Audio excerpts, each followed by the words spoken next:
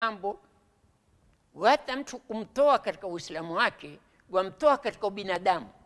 Asiyekuwa Muislamu hawezi kuyafanya. Ni wangapi katika viongozi wa Kiislamu leo raha yao ni wakuchukua wale watu kila ambao ni multazimina na maduata na mashekhe wakubwa wakubwa kwa watu ya gerezani. Raha yao ni kukata shauri mashekhe wale wawe wenye kuuawa, kunyongwa. Na yamefanywa na yafanywa na viongozi wa Kiislamu. Na angalia wengi wanaofanya mambo haya kweli hurudi wakatubia?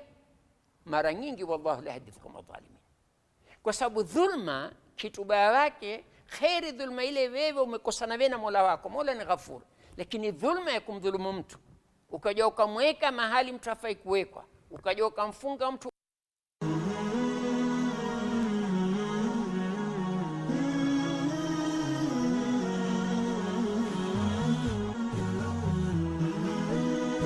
Horizon TV, the beacon for the nation. Bismillahirrahmanirrahim. Amani juu yako mtazamaji. Wanakwetu wanatambua kama Mariam Mwacharo. Unatizama The Sabah Show.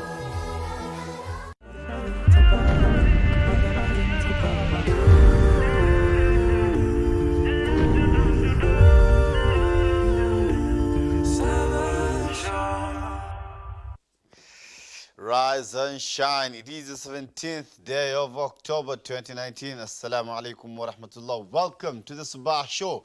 And of course, Healthy Thursday. My name is Faisal Kasim, standing in for the amazing, enthusiastic Maria Mocharo, who's not feeling well this morning. Your prayers will be appreciated. Of course, as always, the first segment of the show, we always start with the newspaper review. And we'll start by looking at what making the headlines on the dailies this morning. And joining me to discuss about some of this topic, the amazing, great analysts that you've seen before on the set. You like them, and that's why we have them back. On my immediate left, I have Abu Bakar Mushiri. Assalamu alaikum, bro. Walaikum salam. Karibu sana. Shukran. And of course, last but not least, we have Dennis Enzoveri. I salute you, my brother. Distance ni bali kidogo.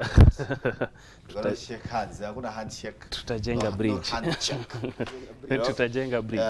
Tutajenga bridge, yeah? Yes. Yeah, 800,000 ama namna gani? 800 million. 800 million, my goodness. We'll be looking at some of those stories this morning, making the headlines. And of course, if on the Standard today, a country for old people. The president loves the youth, but gives the key strategic jobs to old men and women, according to a review of appointments in the Kenya Gazette. Of course, this story continues on page 4 and 5. Gentlemen, I remember the 2013 when the Jubilee Alliance came together. The president together with the deputy, they packaged themselves as this youthful, awesome twosome, the dynamic duo, two youthful faces, basically. But again, now all appointments of late. Mudi Awori, 91, Chair of Sports and Arts and Chair of Sports Art Social Development Fund, 91 years. Manu Chandaria, Chancellor, Technical University of Kenya, 89 years. Dr. Noah Wekesa, Chair of Strategic Forward Reserve Fund, 83 years. Julia Ojambo, 81 years. James Regis, 71 years, Chair of Electricity Transformation Company. The latest one being Mary Wambui, Chair of National Employment Authority, 69 years. Gentlemen, Bakar, what's your take on that? It's very ridiculous to start with. Mudiaori being appointed in a sports docket. Are we really serious in this country? Are we really serious? And again, you wonder what criteria the president uses in his appointments, because we see them as trying to please, political people who have failed in politics, to be honest. And it's not right. As much as you are talking about experience and such, we should be looking at a person who is fit for the job. But again, fit for the job does not mean that we do not have young people who are capable of acting in such capacities. We have young people in this country who are able to deliver. And this does not only reflect towards the appointment of and what might be the possible yardstick maybe to measure the deliverability, these young people? It's about, if you give a person a chance, you give a person a chance in a junior position, and within a certain time, then you can be able to see what he can offer. We have people who are capable. And again, you look at it, but again, on the opposing side, we talk about reducing the retirement age from 60 to 50. I couldn't support that. Because this will mean economically that a lot of money will be going into our retirement funds. These are people who are not bringing much income or revenue to the nation, but again, we'll be having huge pensions, you know, being given to these, most of them will be government officials, people who were earning big salaries. And of course, after pension, you are given 30% of your salary. I mean, a lot of money will be heading into towards transfer funds, which will hurt the economy to some certain extent. So the retirement age 60 should remain. But again, let's look at how we spread our jobs. The MPs are planning to lower it, by the way. I mean, it's ridiculous. I do not see this going from through. 60 to 50 years. And Zaveri, what's your take on that? About the reduction of the age from 60 to 50. Yeah, exactly. There's actually integrating it with the recent appointments. Yeah. I support the president on appointments. My goodness. Because we youth, when we begin given jobs on the now the appointments into parastatals, we change those parastatals to be a hub where we do like extend our corruption. Because president, when he was appointing Mudi Awori, he said that I love youth. I wish these youth could be given these jobs, but I'm giving this job to an old man because youth have failed. Lord, I take an example of the former youth cabinet secretary, what he did in the docket. People went out for the country to participate in games, and there was in Rio, you saw what happened. The money was siphoned, and corruption was there. Let us give the old men, because even old is gold, and old men will rule. Then in the junior positions, let's give it to the youth so that the youth can help the old men to do the job. Let's just take an example. There is another example where these youthful leaders, MPs in the parliament, what have they done to the youth? The Saboti MP Caleb Amisi, and I quote him, says, the people who insist are the right appointees are the ones who years ago were in different positions while we were teenagers, and they failed this country. Will they deliver now? The problem is, let us take the economy where it was last time and where we are at this time, and take the gap, what has happened between those 2 years, or those years, those people, like the example of Mudi Awori when he was the deputy president. What did he do to the country? We found that Mudi Awori, there is a reforms that he did when he was that minister for foreign affairs, home affairs.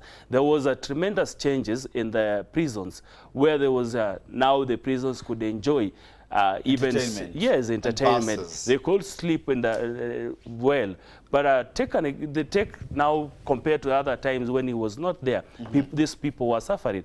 But I think these appointments are right, and but they should be like arranged in a way that even when an old person is the leader, let the youth be the assistant, so that they can learn from them. Planning to comment, but before you comment, of course, we're going to look at that story in depth. I'd just like to know what's making the headline on the Daily Nation that's just in front of you. If you could just, don't mind, read for us what's making the headline. Battle for Fidel's riches jolts Raila family. A few lines. As Mrs. Aida Odinga and her daughter Winnie want the letters of administration of Fidel's estate granted to his widow Loam Bekele in January, revoked and given to them. They accuse the widow of, among other issues, sidelining twins they say were born to Fidel by another woman. Interesting. That corresponds with the headlines on the Star, right, Nzoveri? Yes. What does it say? Raila family law court rejects Aida's plea to gang media. The Odinga's wife has objected the granting of her son estate administration right to Bekele. What's really happening? What's really happening in this case? You know, this is not one issue. We have seen after deaths of husbands, the mother-in-laws and probably the fathers. The rich husbands. Yeah, rich husbands, not poor husbands, to be honest. Not just any other husband. Yeah, not any other husband. So we always have issue with the man's family and, fighting with the widow and such, which is very unfortunate. But I see it as if there is a proper will, stating that this property should go to this person. You know, a will that clearly outlines how the wealth should be distributed, then these kind of issues wouldn't be a problem.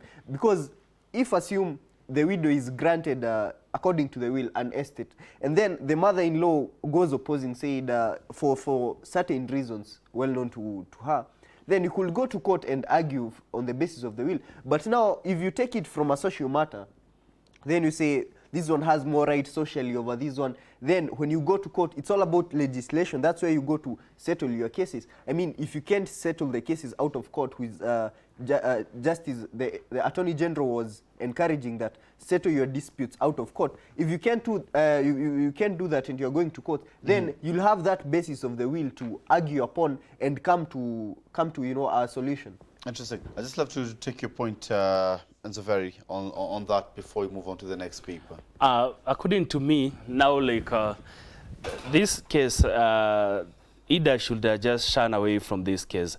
I think when you get married to someone and you stay together for more than 3 years and you contribute in one way or another to bring wealth and build your own estates. These these properties should be shared equally between the man and the wife, not the parents to come into between. And these things are really happening down there, and even in our villages down there, you find a woman dies and the father of the son will want to take the land that was belonging to the son. Where do you expect the woman to go to? Where do you expect Luam to go when she's coming supposed from to just... a Wolof family as well? Anyway, making the headline of the People's Daily. I am tired. I don't want another job, says Uhuru Kenyatta. The BBI, that's, of course, voices from some quarters claim that the president just wants to create another position and he doesn't want to go home. Francis Atwoli has come out openly and he is on record saying that Uhuru is so young to go home, same as Governor Mike Sonko. This is politics. And politics is all about interest. And you'll go where your interests are well served. Atwoli talks about the president not retiring anytime soon because he knows where his interests are going to be served. And like... He said it. He said, yeah, the president is okay. So young. It's okay. This is politics. The president himself will say he's not going home. But what about those people surrounding him? What are they saying? Because there is a Swahili saying that mbwa kibweka, you go for the... You don't go for the owner. You go for the owner, not those surrounding him. Okay. So what basically Nani is saying, Atwoli is saying, is that the president is too young. Where is he going to? And just another day, yesterday, during a show in one of the medias, former MP, Kabando says that towards 2020, we are going to form another new political party where the president is going to be the head. And even Gideon Moi is this, Isaac Ruto is in this, Raila Odinga, the ODM fraternity is in this. So where do you expect the president to go to? The position they are alluding to, they are going to form the prime minister's position. Who is going to occupy the position? It's something that we're going to look at more in depth because it's the Daily Nation, one of the stories in the Daily Nation. Abu Bakr Mushiri, as you conclude before we go for a very short break. I have a lot to speak on this to start with. I mean, we'll go beyond the break, inshallah. But he's saying, I'm tired. One, in this statement, it's reading, I'm tired, I do not want another job. For me, analyzing this statement, this is an issue of someone who has been incapable in his office, who has brought the economy down. He's tired of the job. He has brought the economy to its knees. But trust me, he will be in another government position after 2022. No, we can't just say that we have brought his economy down. He's tired and he doesn't want any other job. Where we are. Despite whatever Francis Atwoli said, let me come clear on this. Is saying about many other politicians. Let me come clear on this. Whatever Uhuru was saying is the handshake was not for the purpose of him getting another job after 2022 election, which I believe is very honest. The handshake, from what I see, was meant to bring unity. It was meant to bring coexistence within the country. But again, when you mix the two, I mean, now the conflict of interest come in. But trust me, he will be probably in another government position after 22. But I trust that the BBI, the handshake, was for honest reasons, as His Excellency the President stated. But again, I see another political party from me, as Wakabando had was alluded. saying. Yeah, he was saying so. So according to the political climate environment that is happening, I mean, we used to joke and say that Ruto is the opposition leader, to be honest. So we might see that in 2022 too. Interesting. And that is, of course, Abubakar Bushiri making the headlines on Taifa Leo. Mtoto moto wawaka kwa Raila. And of course, on the back page of Taifa Leo, Pigo United. The picture of David De Gea there holding his thigh. That means he's injured as they are preparing to face the mighty Liverpool, the Reds derby this Sunday. Uhuru rejects red cap in memo to Parliament. And the back page of the Business Daily, all news you need on the go. That's the headlines of the dailies this morning. Join us after this very short break. Let us pay our bills. But when we are back, let's look at some of these stories in depth. Bismillahirrahmanirrahim. Amani juu yako mtazamaji. Wanakwetu wanatambua kama Mariam Mwacharo. Unatizama The Sabah Show.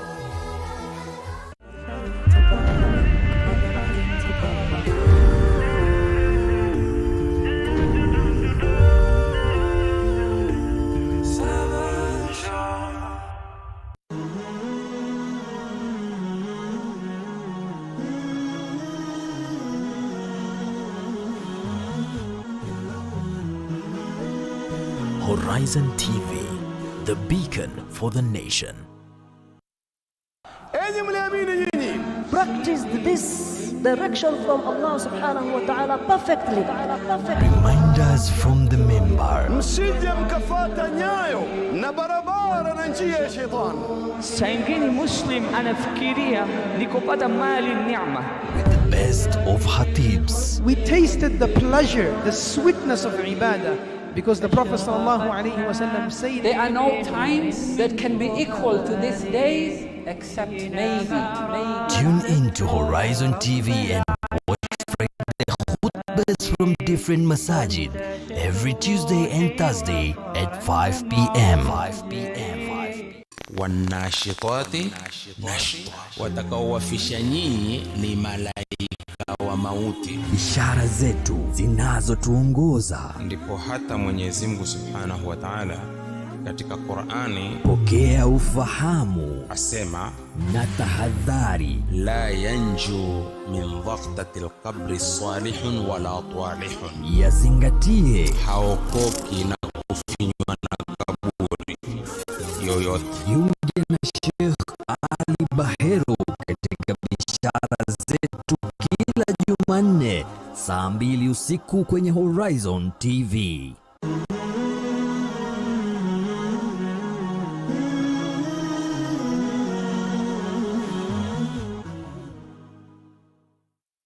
Bismillahirrahmanirrahim. Amani juu yako mtazamaji. Wanakwetu wanatambua kama Mariam Mwacharo.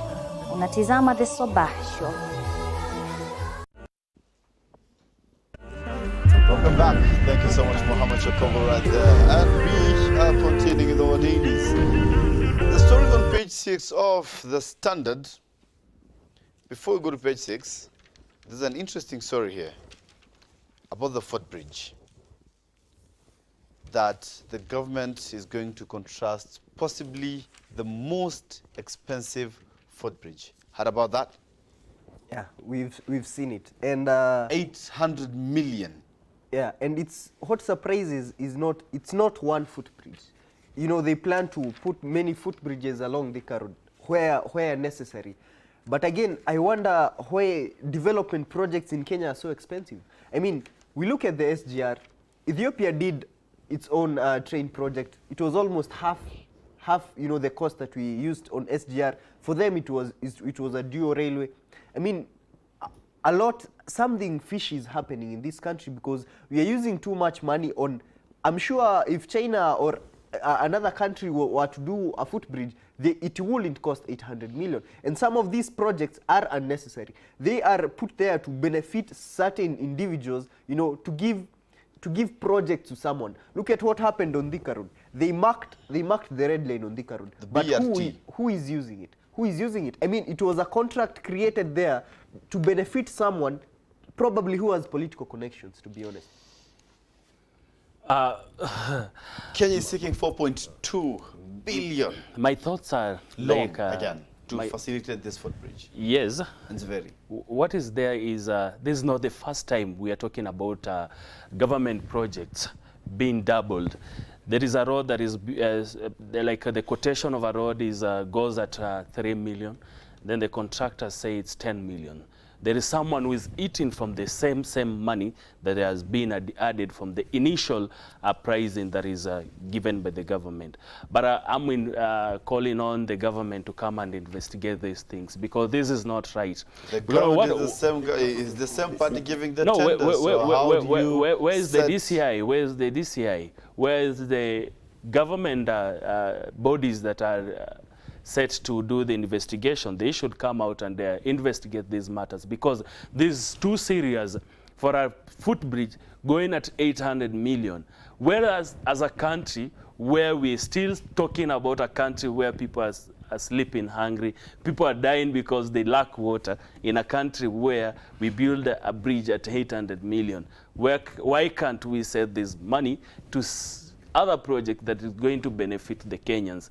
We know the leaders, they concentrate much on things that they are going to benefit them as individuals, vis-a-vis the things that are set to fight for those people whom they elected them into offices. It's a high time we should change from self-centered to serving the common mwananchi who elected them into office. All right. I see this as a failure of the auditing part, because there are loopholes in the system where people are dipping their hands because somebody is not keen. I mean, if these development projects are taking too much money, and no one realizes that probably this footbridge could take 500 million, but it's costing 800 million, it shows that the auditing part of it is not well done. I mean, the job is not being done. So where does the buck stop with this? What we need, let's first audit the project.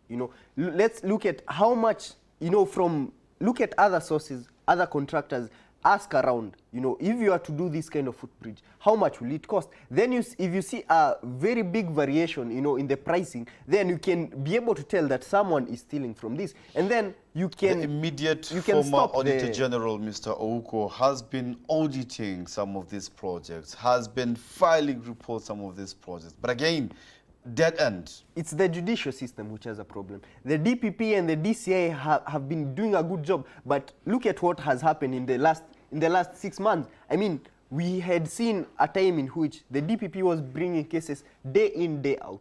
But for now, he's reluctant, I see this as demoralization because nothing is happening to the judicial system. I mean, some months ago, we had Cabinet Secretary Rotich having, billions claims, corruption scandal. He was taken to court. Who is talking about him right now? Governor Wechito is facing some charges. And 588 million irregular So awarding the tender. judicial system should up their game. I mean, we need to see evidences being brought to court, people being prosecuted, people being sentenced to prison. With Kamata Friday, you mean? Anyway, we'll talk more about that, guys. Making it to page 6, handshake has earned me many enemies, says the President Uhuru Kenyatta. President Uhuru Kenyatta has said that Building Bridges initiative is not about creating new positions to help him extend his stay in power. He added that the reforms he and the opposition leader Raila Amolo Odinga envisaged would be achieved. Uhuru also revealed that not everyone was happy when he joined hands with Right Honorable Raila Amolo Odinga from the BBI team. He maintained that he reached out to the opposition leader and others for the sake of the country. Is that true? The handshake has brought in a lot of development and a lot of calm in the country. We are now enjoying, you could see some members of parliament traveling from one area to another. things that was not happening in the past.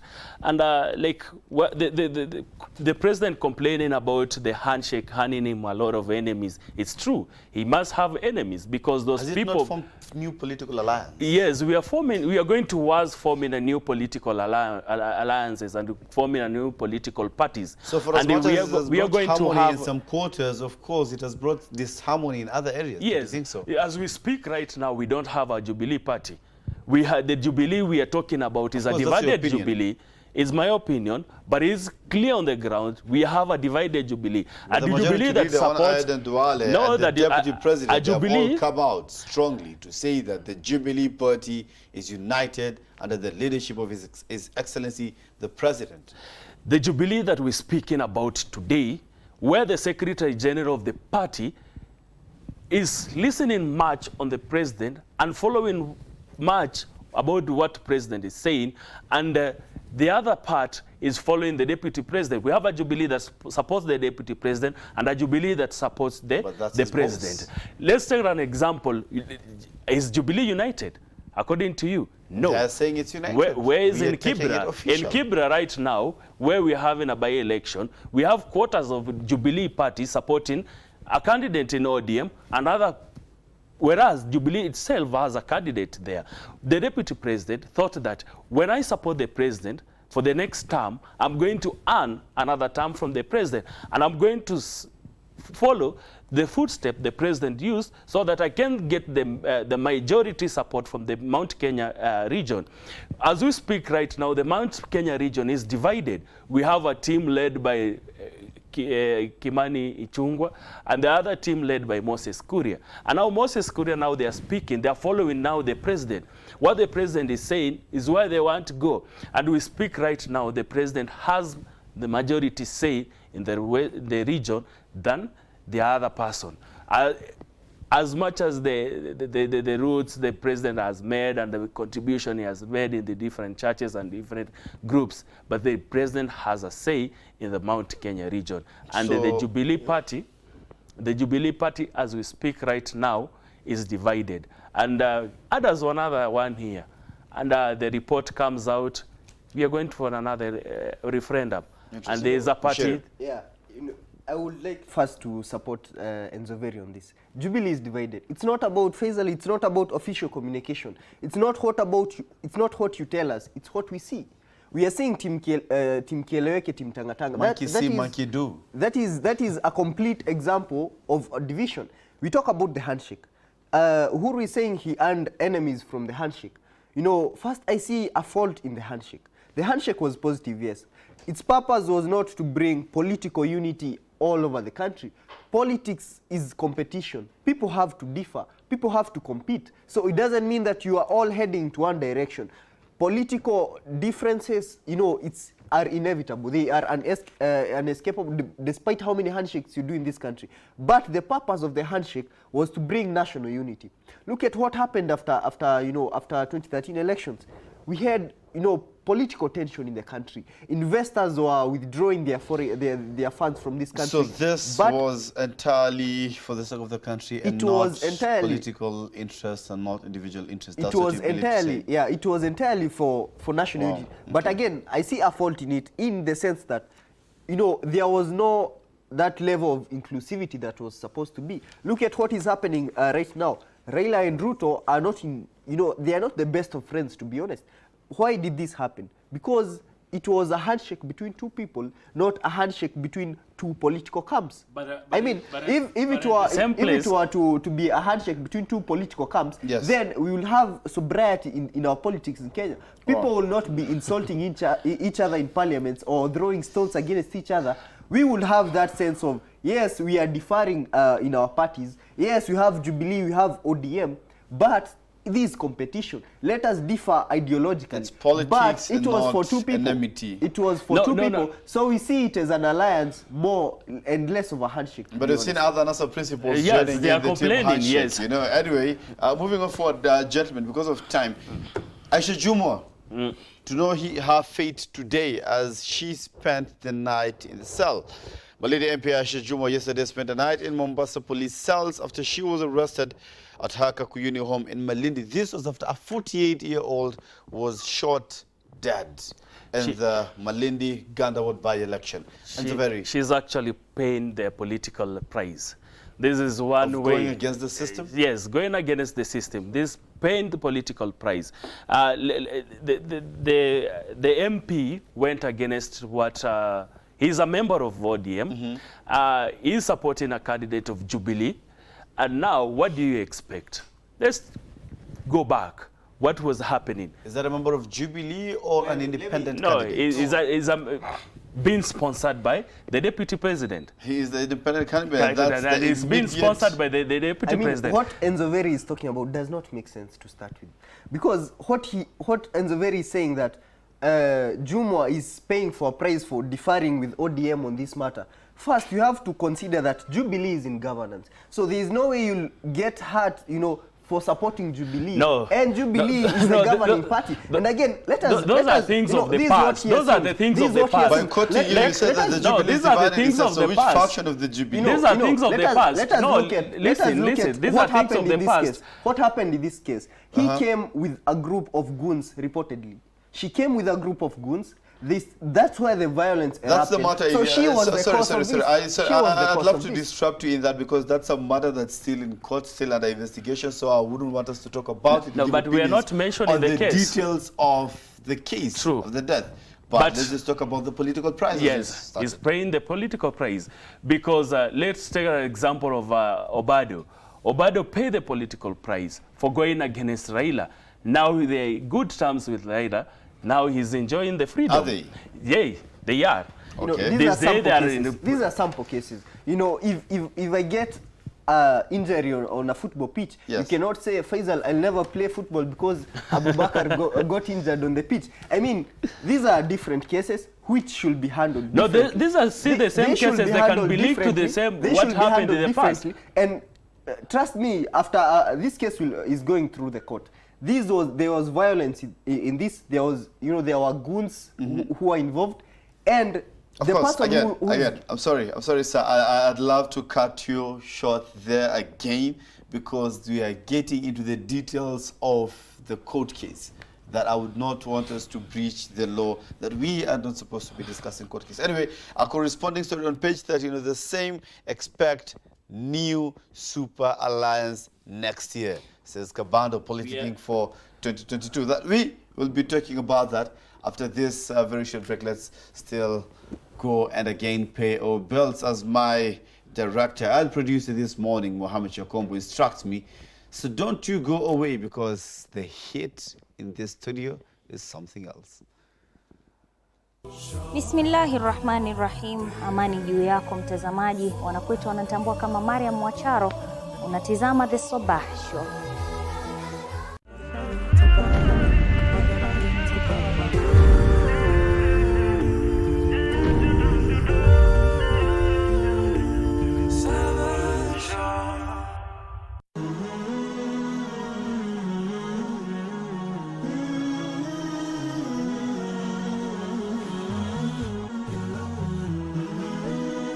Horizon TV, the beacon for the nation. Practice this direction from Allah subhanahu wa ta'ala perfectly. Reminders from the member. Saa ingine Muslim anafikiria ni kupata mali neema. With the best of Hatibs. We tasted the pleasure, the sweetness of ibadah. Because the Prophet ﷺ said, there are no times that can be equal to these days except maybe. Tune in to Horizon TV and watch Friday khutbahs from different masajid every Tuesday and Thursday at 5 p.m.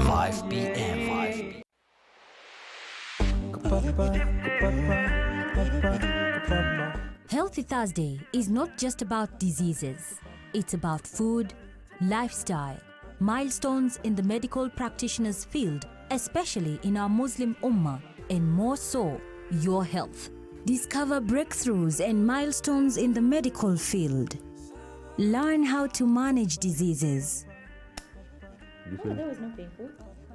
Join the discussion. Make better decisions on your meal plans. Improve your lifestyle. All the doctors who are there were tired of working in maternity and taking care of women. And they say, you are the new kid on the block. We are leaving this department to you. Healthy Thursday is about you, about your family, your lifestyle. So keep it locked Horizon TV on Healthy Thursday with me, Mariam Mwacharo.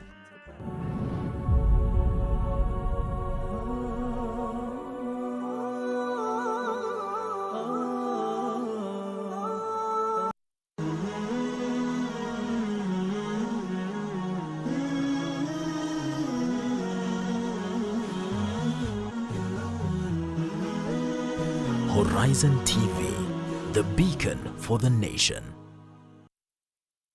Bismillahirrahmanirrahim. Amani juu yako mtazamaji. Wanakuita wanatambua kama Mariam Mwacharo. Unatizama The Sabah Show.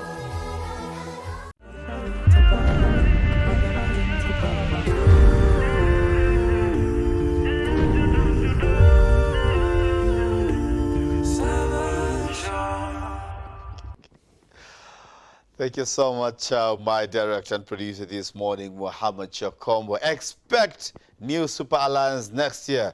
The man with the same name twice, Kabando, as is being said. Former Mkurweni MP Kabando said major political players in the country would come together to form the alliance that the President Uhuru Kenyatta and opposition chief Raila Amolo Odinga would be influential in the formation of the outfit. Is it the formation that will be popularizing the Building Bridges Initiative report across the country that will form the next political outfit? It actually is confirming what many Kenyans, we are thinking about. After the BBI report, what next? We are going to have another new political party. This has been said by the former Jubilee chairman. These are now being confirmed by the man with the same names twice, Kabando. These words have been said by the COTU Secretary General Francis Atwoli. So where we are going to now, we are going to have a country where we are going to have now the campaign for 2022 is going to start very early as next year. So you think you are going for a referendum? We are going for a referendum because what the report, what these guys are suggesting is we are going to have a new political outfit. We are going to have some amendments in the political outfit to clinch the seat in 2022. No, we are going to have an amendment in the constitution which requires to go back to the people for endorsement and confirmation. So the referendum is going to serve us best. And we are going to have a referendum because the referendum is going to just to form two political parties, those who are going to support it and those who are going to oppose it, and get it, take it to the bank. The deputy president might go and oppose it, now forming, now clearly showing the shape between the Tanga and the Kieleweke, and going the to have unofficial, infamous Tanga and Kieleweke. Yes. You know, what concerns me first, Nzuveri is saying that referendum is about the formation of parties. The referendum, it's a change of system. No, get it clear. What I said after the referendum, what happens after the referendum? What the after referendum, the report, the report. So you after mean the that report, there's an outfit that now, is after going... the report, we are going to have a referendum. No. After referendum, we are going to have a new political. Those who are opposing it, we are going to another side to form their own political party. Those who are supporting it, they will form their own political party. See what happened during the 202 when they were changing the constitution. We had those who were supporting it, the orange and the banana. We formed a political party. Do you mean the 2005? We are going to form a new political party. Where the ODM was given birth to. Political parties will be formed. But again, I see this referendum not being of help, to be honest. As much as the AG yesterday was talking about creating a prime minister seat, he was talking about there is a missing link between the executive and the parliament.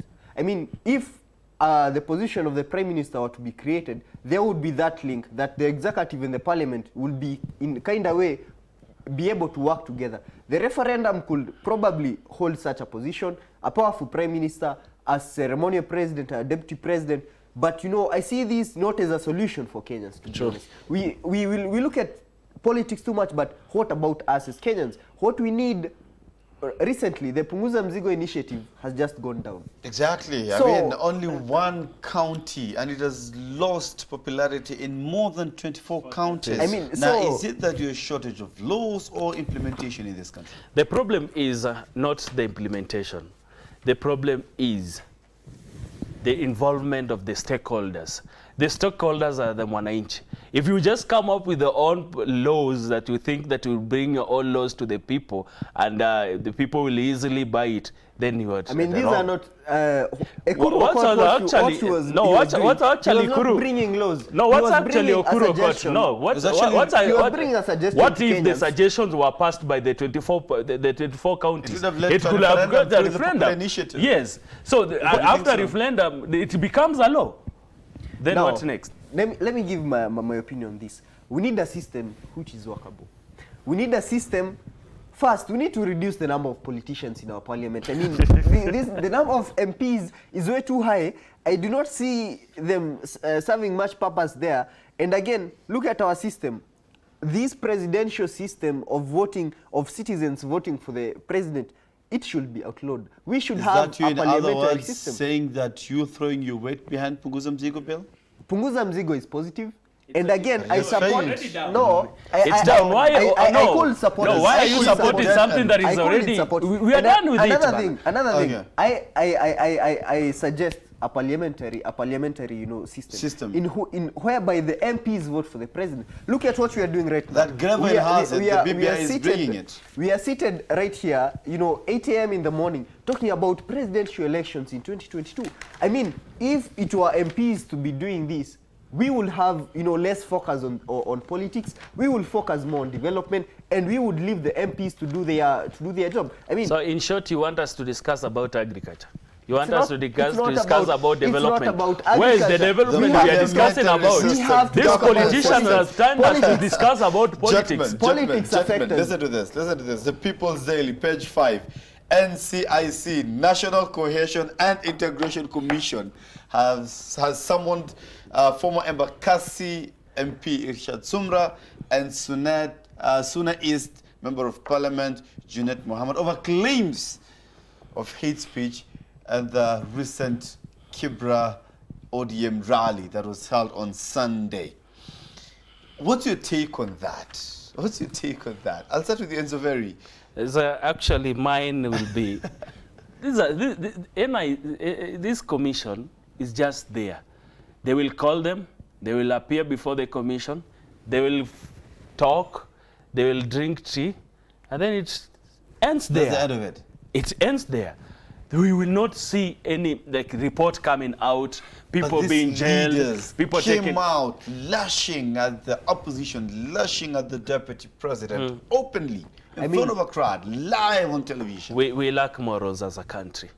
If we people, now the leaders, have morals and they are guided by morals, then we could not see what is happening in Kibra right now, where leaders just come out to speak negative about another leader.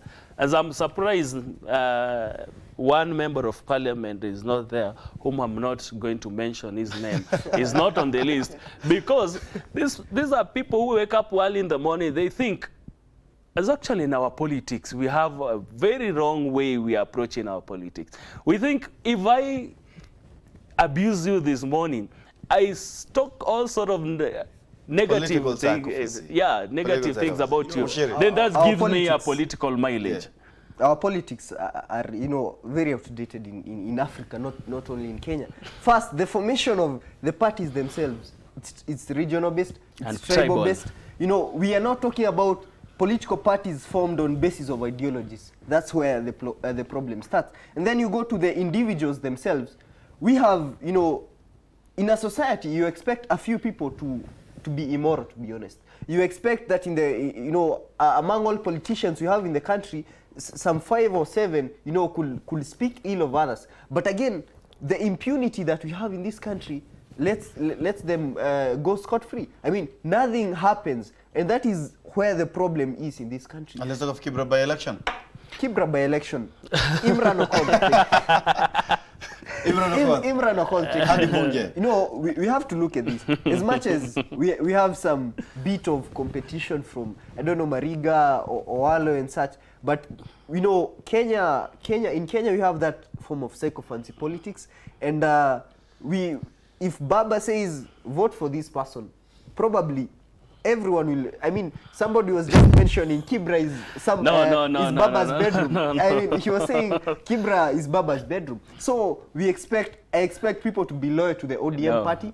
That's expectation. That's my expectation. That people will be loyal to the party, you know. And the Jubilee has come out guns blazing as well. You know, Jubilee has not come out guns blazing on this. No, you cannot ignore the simple fact that Uhuru, His Excellency the President, is not so keen on Mariga getting in. In fact, you know, there were statements that Mariga is Ruto's candidate. You know, that they want to bring some form of competition and see whether they can clinch the seat. But the hearting of McDonald Mariga has come out strongly to... Team Keleweke has not been strong on this. Look at who is campaigning for Mariga.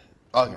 So I see Jubilee, you know, as a weaker side on this. And as we know, there are two you know, senior parties in this country, ODM and Jubilee. So ODM, you know, party basis, they will take this. I'll speak as a former voter in Kibra and former residents in Kibra. Interesting. What is happening in Kibra right now is, let's take it to the bank. The battle is between two people. The battle is between Owalo and Imran Okoth. And what will happen on 7th, a night to the election on November 7th, is what will determine who will become the leader. You will not sit here, tell us that this is a political bedroom of someone else. No. We were speaking about Kibra, a place where is an informal settlement. These people have been neglected for a longer period of time. And the deputy prime minister, the prime minister, the former prime minister, now the ODM leader, Raila Odinga, was a member of parliament there. Nothing has been done there until the government we're speaking about right now, the Jubilee government, came into place and made some improvement in the place. Why would you protect me, let me finish. Okay. We are speaking about now a place that now is developing. And you're telling us Jubilee will come and win, ODM will come and win, NC will come and win. The people of Kibra, they're going to make their own decision. You know, they have their own powers, they're going to vote. You're not a voter in Kibra. They have their powers to elect whom they want to be elected. You're not a voter in Kibra. No, you know, we cannot ignore the fact that, you know, as much as you know, people have, you have the voting right so that you can choose on the right leader. You know, but people do not do that, to be honest. People, you know, vote as a block. You know, they vote towards a certain direction in which they influence. So and again, we cannot ignore the fact. Tell us which block are they going to vote in Kibra. I'm saying they will, tell us which will vote alongside the ODM party. Tribal and line. Trust me, Faisal, trust me on this. But if you tribal lines, then trust me on this. Trust me on this. I mean, the development of Kibra constituency is not entirely, you know, solely, let alone for the, you know, the MP of that place. I mean, we have the county government, Nairobi county government, and you know, it concerns me when I see Nairobi Governor Mike Sonko saying that I have seen a uwezo, you know, I have no power in a county government, the cartels are too much, President, come and help me. So the Nairobi county government is failing. The national government, to some certain extent, has failed in the development of Kibra. So we cannot say, now, we have to choose this MP who will, you know, make Kibra, you know, like a city in Europe. I mean, this is something... it's impractical. It's something that individuals have to... So you're rooting for Imran Okoth? Yeah. Say he'll carry the day, 6 in the morning. Trust me. Ashaingia Bunge. You said the front runners, Ali Dawalo, NC, and Imran Okoth. Imran Okoth. Yes. Start a 50-50 chance, 40-60 chance, or what chances? Who stands a higher chance between the two? Owalo.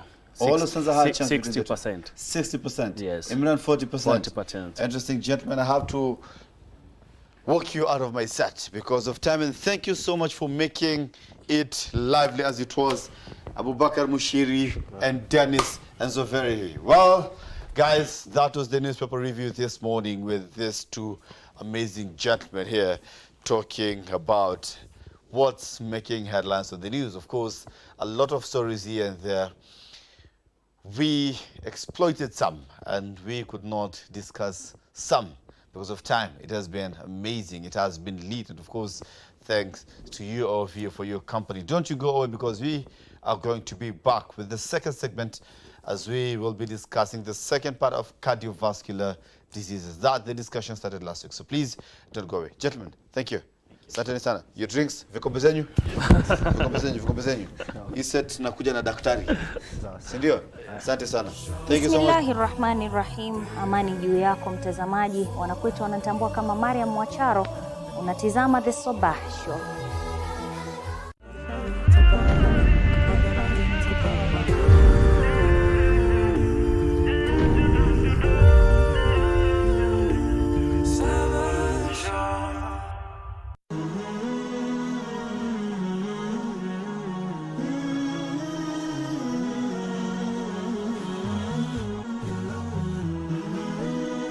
Horizon TV, the beacon for the nation.